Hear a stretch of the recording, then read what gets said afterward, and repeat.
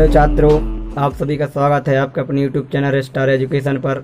मैं लक्ष्मण सिंह लोधी आप सभी का स्वागत करता हूं। आपके लिए फिर से 11th फिजिक्स की एक और वीडियो लेकर आया हूं।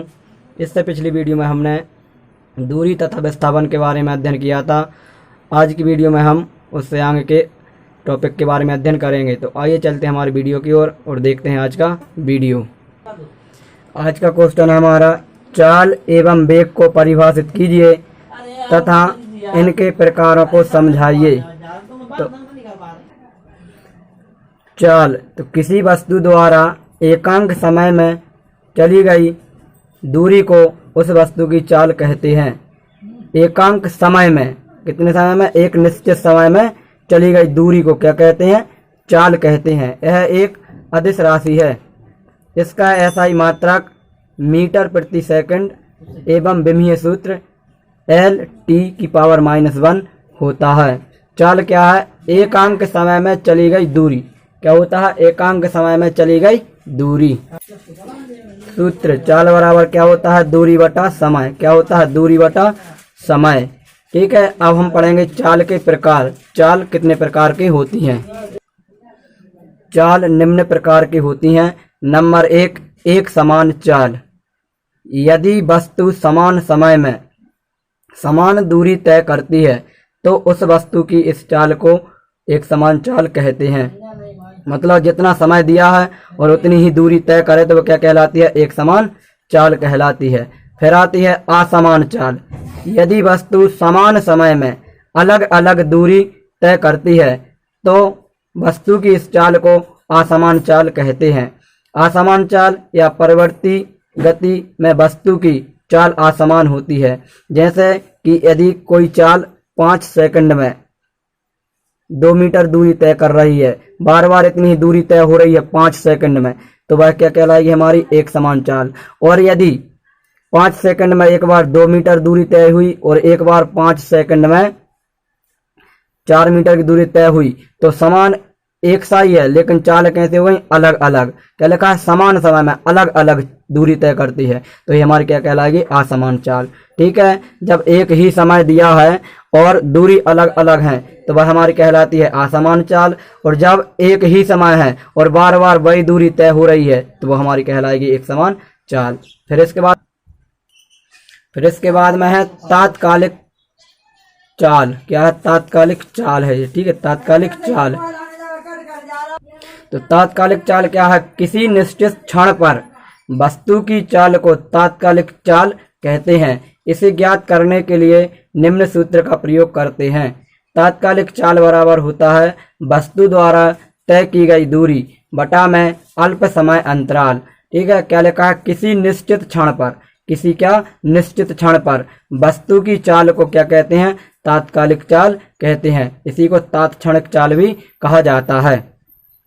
अब इसमें कुछ नोट हैं, जैसे कि कार, स्कूटर आदि में लगा स्पीडोमीटर उस क्षण वाहन की तात्कालिक चाल बताता है। जो कि वाहनों में लगे होते हैं स्पीडोमीटर, वो क्या बताते हैं? उसकी तात्क्षणिक चाल या तात्कालिक चाल। दूसरा नोट है, यदि वस्तु एक समान चाल से चल रही है तो औसत चाल और तात्कालिक चाल में कोई अंतर नहीं होता। दोनों चाल एक समान होती हैं। कब? जब दोनों वस्तुएं एक समान चाल से चल रही हों।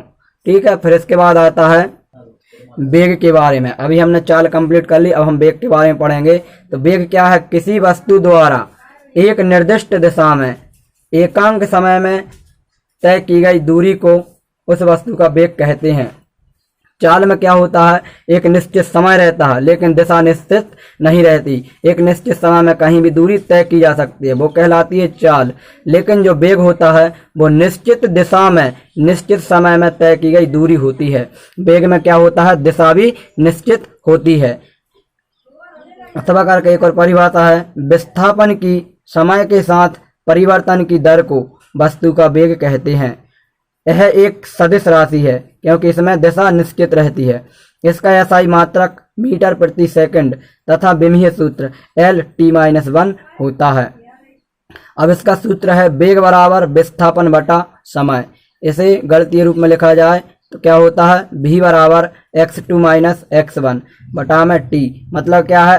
अंतिम स्थिति और प्रारंभिक स्थिति में जो अंतर है, ठीक है, वही हमारा क्या बटा में समय आ जाएगा, वही हमारा क्या है वेग है। ठीक है, फिर इसके बाद में वेग के प्रकार। अब वेग कितने प्रकार के होते हैं, तो वेग भी निम्न प्रकार के होते हैं। नंबर 1 है एक समान वेग। एक समान वेग क्या है, यदि वस्तु एक ही दिशा में एक सरल रेखा में समान समय में समान दूरी तय करती है तो यह कहा जाता है कि वस्तु एक समान वेग से चल रही है।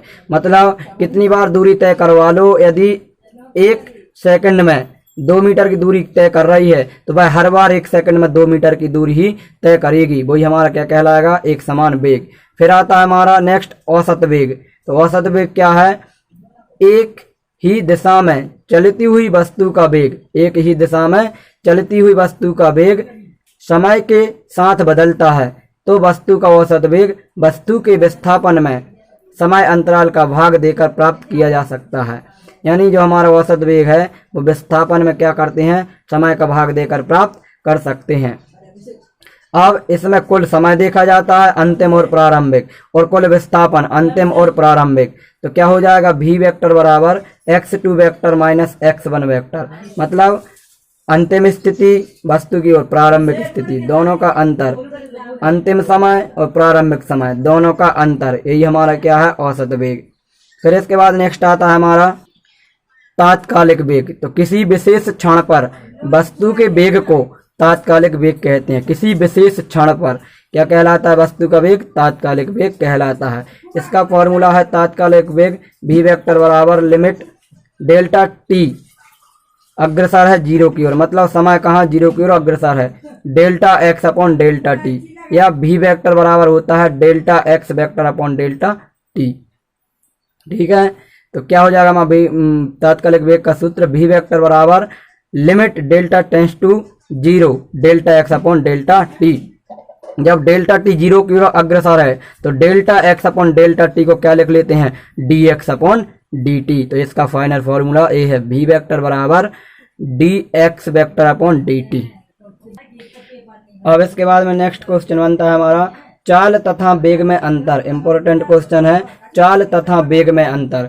तो चाल क्या होती है, अभी हमने पढ़ लिया है कि एक निश्चित समय में तय की गई दूरी, इसमें समय तो निश्चित रहता है लेकिन दिशा निश्चित नहीं रहती। तो गतिशील वस्तु द्वारा 1 सेकंड में तय की गई दूरी को क्या कहते हैं, उस वस्तु की चाल, 1 सेकंड में। अब वेग गतिशील वस्तु द्वारा एक निश्चित दिशा में, इसमें दिशा भी कैसी रहती है, निश्चित, और समय भी कैसा रहता है, निश्चित। 1 सेकंड में तय की गई दूरी को उस वस्तु का वेग कहते हैं। नेक्स्ट है हमारा दूसरा पॉइंट, चाल एक अदिश राशि है क्योंकि इसमें दिशा निर्धारित नहीं होती, और वेग एक सदिश राशि है क्योंकि इसमें दिशा निर्धारित रहती है, किस दिशा में वस्तु गति कर रही है। फिर तीसरा है चाल धनात्मक व शून्य हो सकती है, धनात्मक भी होगी और शून्य होगी लेकिन ऋणात्मक नहीं होगी, जबकि वेग धनात्मक, ऋणात्मक, शून्य कुछ भी हो सकता है।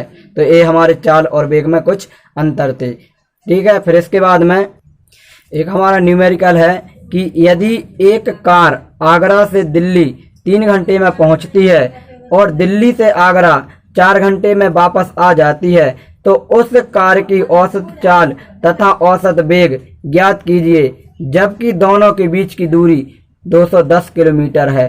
क्या होता है, एक बार आगरा से दिल्ली जाने में 3 घंटे का समय लग रहा है लेकिन फिर दिल्ली से आगरा आने में 4 घंटे का समय लग रहा है, तो समय अलग अलग हो गया और उनके बीच की दूरी कितनी है, 210 किलोमीटर। अब हमें क्या निकालना है, इनमें औसत वेग और औसत चाल। तो पहले लिखेंगे, दिया है, क्या दिया है, आगरा व दिल्ली के बीच की दूरी 210 किलोमीटर, आने व जाने में लगा समय, तो कुल समय निकालेंगे हम, तो 3 + 4, क्योंकि एक जगह 3 और एक जगह 4, तो कुल समय कितना हो गया, 7। ठीक है, क्योंकि औसत में हमें कुल समय चाहिए पड़ता है। तो औसत चाल बराबर होता है कुल दूरी बटा कुल समय। ठीक है, क्या होता है, कुल दूरी बटा कुल समय, यह है फॉर्मूला। तो कुल दूरी 210 किलोमीटर और कुल समय 7। ठीक है, अब लेकिन एक बार जा रही है तो तब 210 किलोमीटर और एक बार आ रही है तो तब 210 किलोमीटर। ठीक है, तो दोनों को ऐड किया जाएगा, कुल दूरी बोला है तो जाने की दूरी और आने की दूरी जुड़ जाएगी, तो 210 + 210 और बटा में कुल समय, तो 3 + 4। 210 और 210 जोड़ देंगे तो 420 और बटा में 3 और 4 7 काट देंगे तो 60 किलोमीटर प्रति घंटा। ये हमारा क्या हो गया, औसत चाल आ गई। अब इसके बाद औसत वेग निकालना है। तो औसत वेग का सूत्र होता है कुल विस्थापन बटा कुल समय। अब विस्थापन क्या होता है हम पिछली वीडियो में पढ़ चुके हैं। तो विस्थापन होता है अंतिम स्थिति माइनस प्रारंभिक स्थिति। मतलब एक बार गाड़ी गई तो 210 किलोमीटर की दूरी तय की, फिर एक बार आई, ये अंतिम स्थिति और ये प्रारंभिक स्थिति हो जाएगी। तो 210 गई और 210 आई, तो दोनों को क्या कर देंगे हम, माइनस कर देंगे। तो 210 माइनस 210, क्योंकि दोनों का अंतर रहता है। और कुल समय यानी जुड़ जाएगा 3 + 4 कितना हो जाएगा 7। ठीक है, तो 210 में से 210 जाएगा तो कितना बचेगा 0। कितना बचेगा 0 बटा में 4 और 3 7। तो 0 में 7 का भाग देंगे तो कितना आएगा 0 ही आएगा। तो औसत वेग कितना हो जाएगा हमारा 0। ठीक है, आज की वीडियो में इतना ही। इसके बाद मिलेंगे नेक्स्ट वीडियो में। जय हिंद, जय भारत।